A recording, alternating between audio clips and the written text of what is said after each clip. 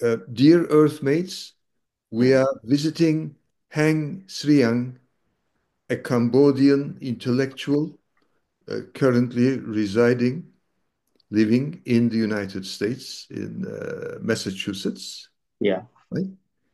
And we became friends more than a decade ago, and then we met in Brussels yeah. 13 years ago. Um, um, Dear Sreang, um, uh, when were you born? You were born in Cambodia. What year was it?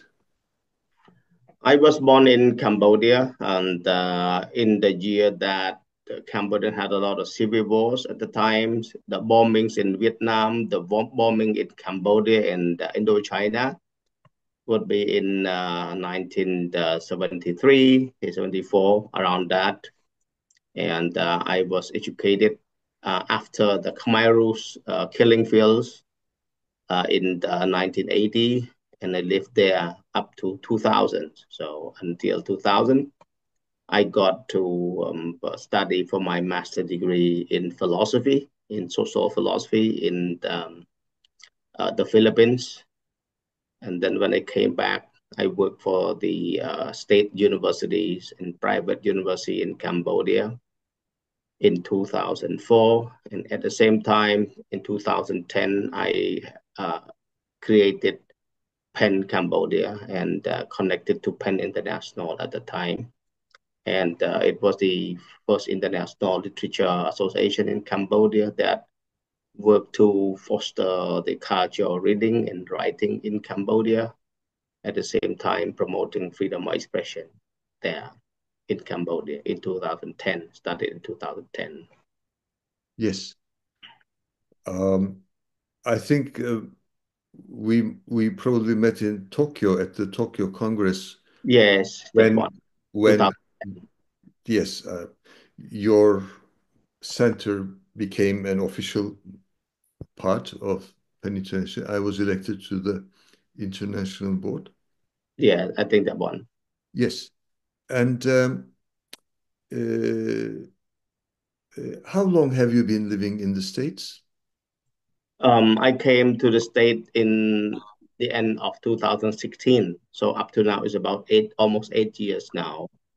I came for a fellowship at Yale University in the US, in Connecticut, and it was for 1 year. And then I applied for a fellowship at Harvard Kennedy School. So Harvard University granted 2 years for me as a research fellow in human rights policy.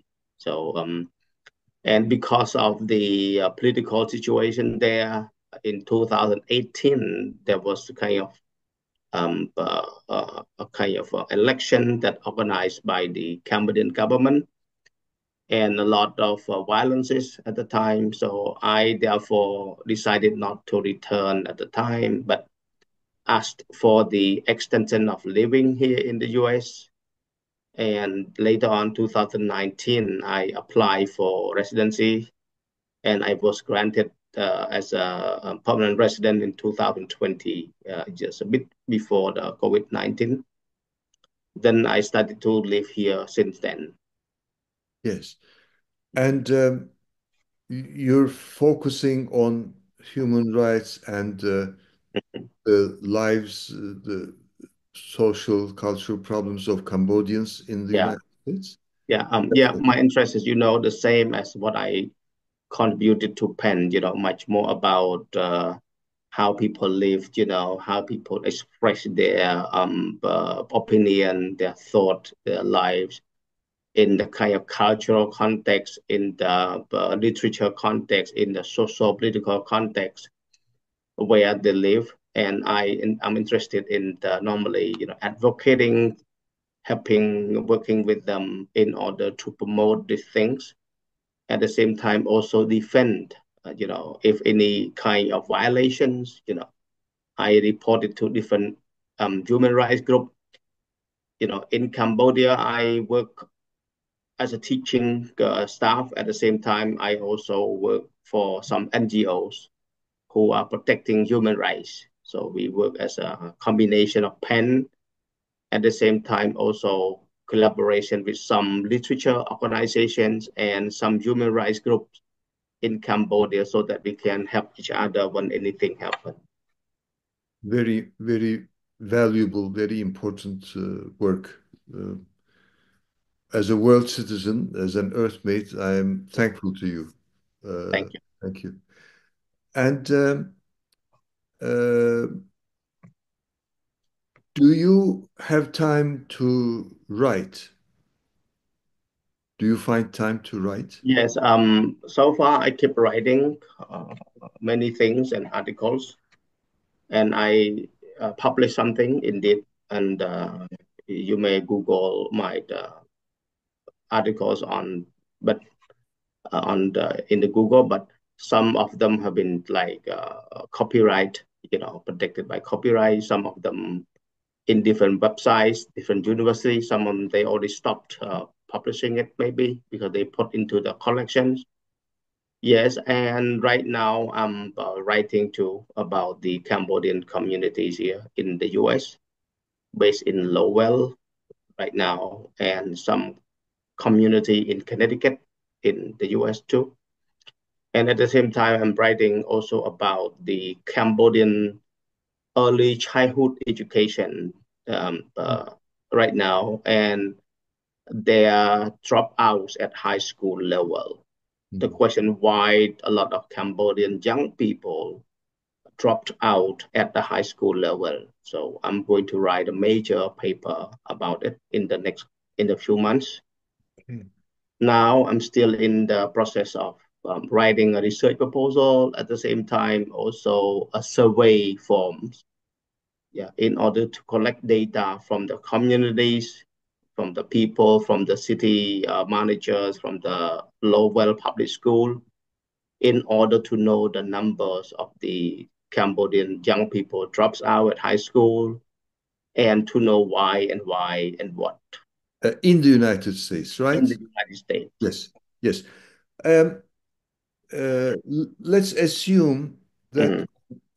well, most of the people who will listen to us, who will Mhm. listen to you, know that Cambodia is a country in Asia. Yeah, Uh, I remember Cambodia being bombarded, and I wrote a poem in 1975 I think so. Yeah, about that. I wrote about it, and a lot of tragedies, the Khmer Rouge, etc.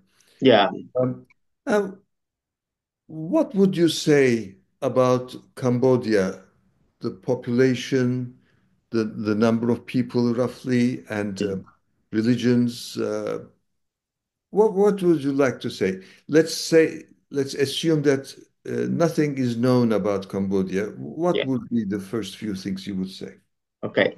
Cambodia is one of the country in Southeast Asia. So it is in between Vietnam, Thailand, and Laos there. And it is still a kind of agricultural country until now. And the country has been facing a lot of social political conflicts, since the 1970s and until up to now.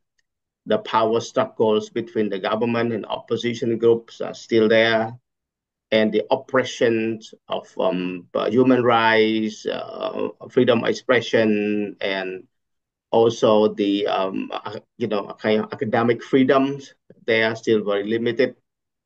And although the country has some kind of opened to the world, and claim themselves democracy, but indeed the social and the political structure is still some kind of communist socialist style because most of the leaders now they are still people from the 70s and the 80s, so they have some kind of mindset to rule the country with their style as a socialist and communist style like that. So the regime change had been struggled by the opposition group to want to change the country, change the leaders, but they faced a lot of violences as well. And right now, majority of people are working in the garment industry, yeah, garment like textile industry and agriculture.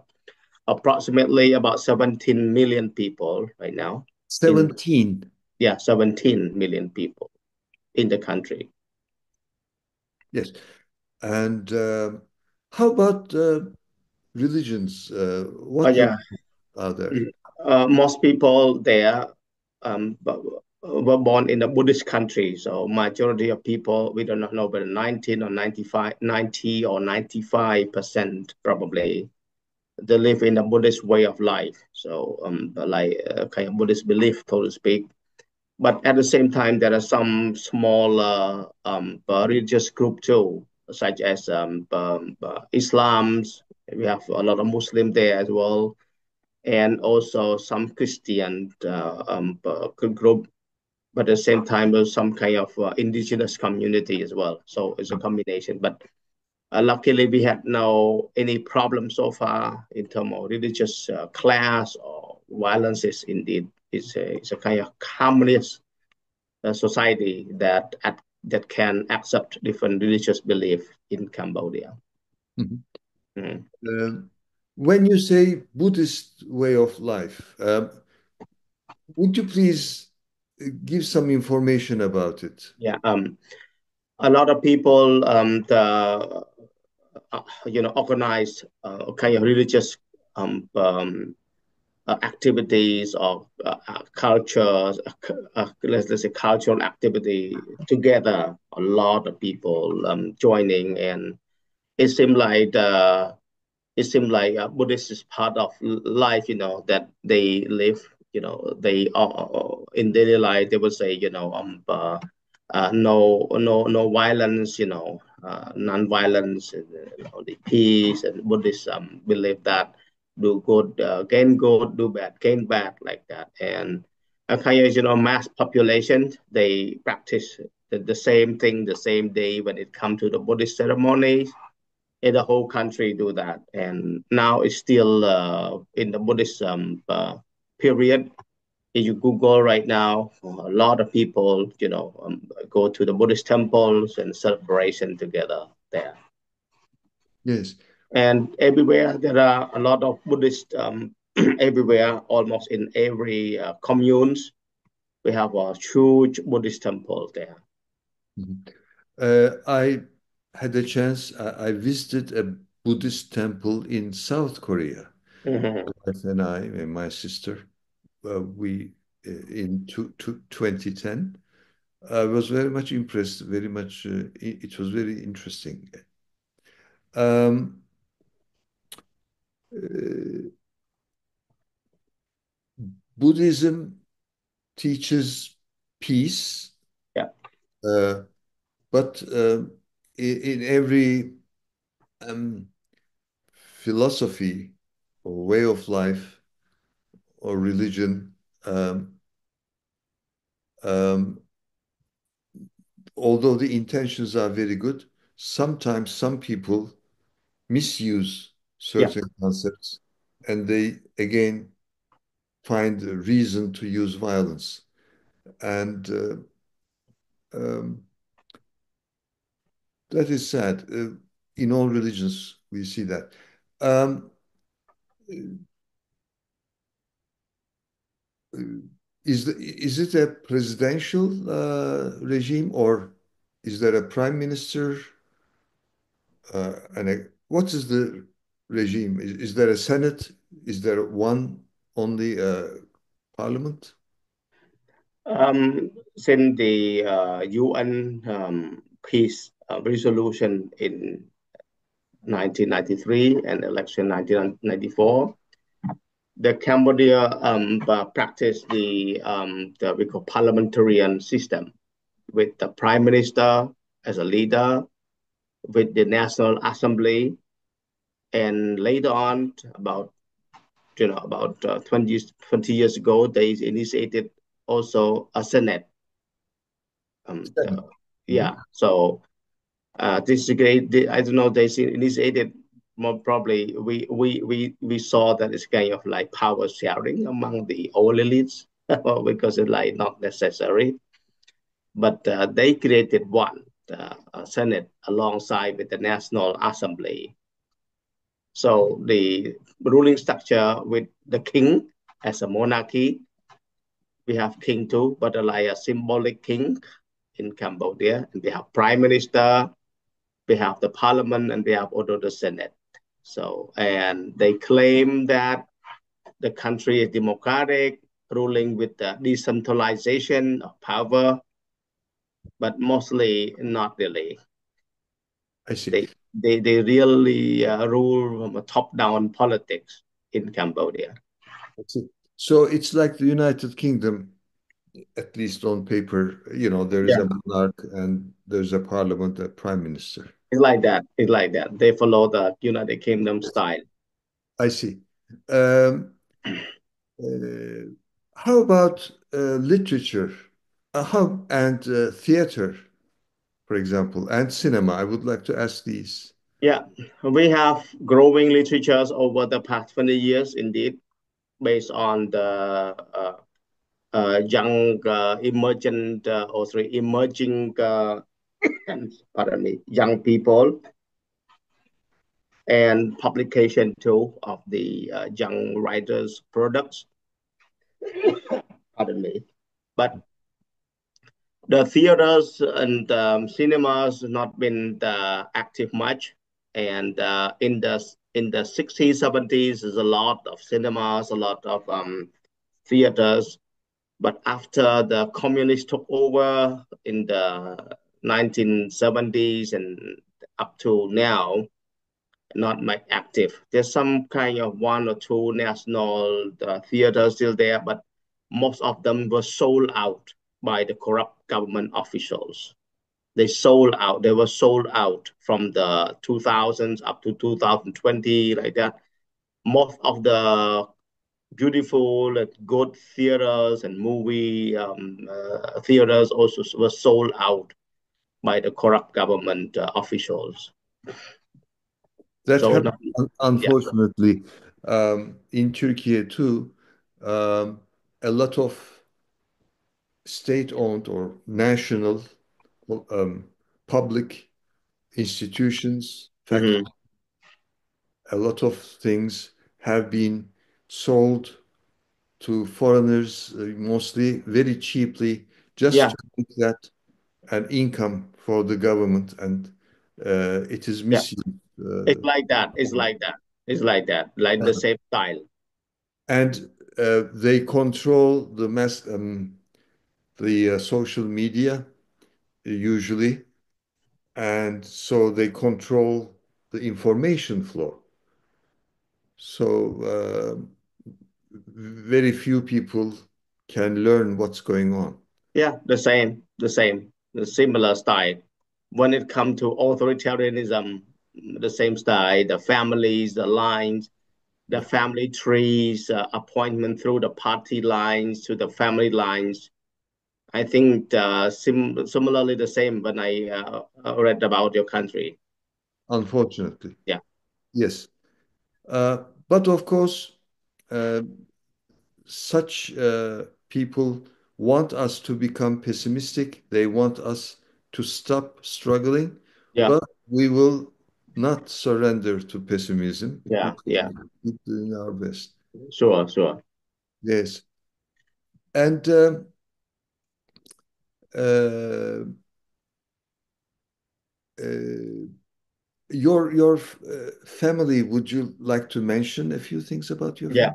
Um, my parents and sister and brothers are in Cambodia, and my wife and I have three kids now in the US. So I came to the US, and all of them were born here, so in the US. Yeah.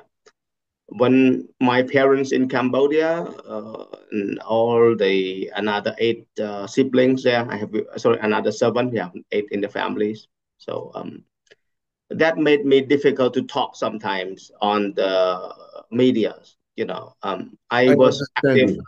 Yeah, I was active on the radio VOA and also Radio Free Asia and some kind of like independent media in Cambodia. over the past years, and I offered a lot of interviews and my political opinion in research in the US as well. But they had been threatened, threatened 2014. They were threatened, and no, this, sorry, not 14, 17. 2017, 2018, some official came to my house and asking about why your son in the US attacking us, criticizing us like that.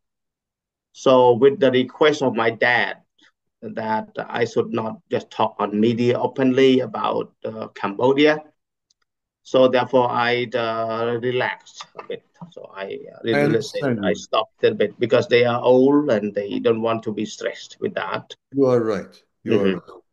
I agree with you. Um, uh, Becoming a father, how did that affect you?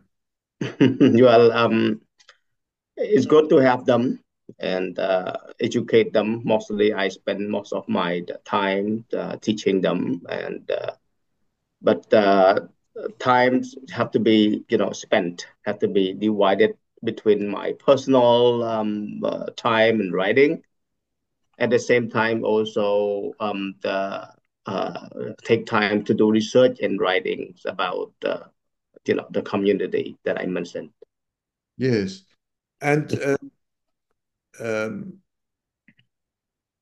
uh, three children, are they boys, girls, one girl, two boys? Mhm. Yeah, I have one girl and two boys. They are still young, one is 8 right now, another one is 4, another one is still almost a year. So we have three. Yeah. Very nice. I wish them health. And in Turkish, we have a traditional wish saying, may they grow up with their parents. Thank you. Yeah. Yeah. Good. Good. Uh, is your wife from Cambodia or? Yeah. Yeah. She's from Cambodia with me when I came. All right. I negotiated with the U.S. Embassy to get them with me, to get her with me when she was like pregnant and sick, like 6 month pregnancy at the time.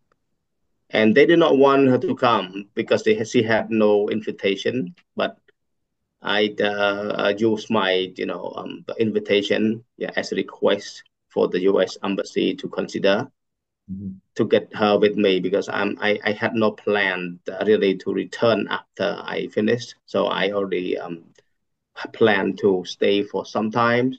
Therefore, I really requested that the U.S. Embassy consider my proposal to take her here. So finally, they granted her the request and the proposal to let her in. Very good. Very good. Mhm. So glad. Yes. When I was young, elderly people would say uh, health and love are the most important things. And at that time, I thought that was not a very theoretical answer. But at my age now, Yeah. I think they are the most important thing, health and Yeah, yeah, yeah, yeah, yeah, yes. Uh, uh, there are many young people in the world uh, who are speaking or learning English or will learn. English has become a global language. yeah. And there are many people who want to do good things. Um, what would you recommend to uh, young Earthmates? Pardon me, I take one water because of that. Sure, sure.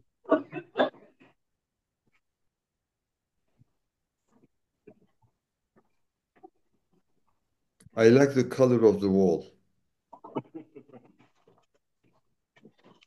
It's I the like white. yeah, and the light is coming and Yeah, from there. shade, etc. I like The twilight. the painting. Thank you. Could you please repeat your question Yes. again?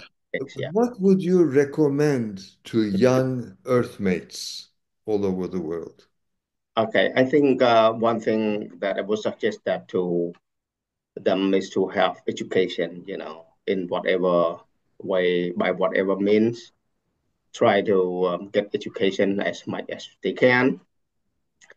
At the same time, living, in the ways kind of humanities that you can live at the same time. Also, let the other people live freely too. If we want freedom, let the other people live in freedom too. If you want to have justice, let people live in justice as well and treat people equally and with respect. That normally I myself, adhere to this kind of rules in life as well. Thank you very much, dear Sriang. Is there anything else you would like to add? Yeah, I would try to spend time to contribute to join in your meeting. Yeah, Thank you. let me know the time and also, yeah, the date that I I will. can communicate. Thank you so much. Your presence will be very important. You are a treasure. Uh, uh, and my best wishes to you, your family here, and your family back in Cambodia, to everybody in Cambodia, everybody um, in the world, actually. Most people are good in every country, but certain mental categories uh, imprison people, Yeah, unfortunately. So the more communication we can, establish among people in the world, the better chances. yeah. Thank you so much. We are together. Okay. Thank you so much, dear. All the best. All the best, Tarık. Let me know. Thank you. Keep in touch. Yes, thank you. Thank you. Thank you.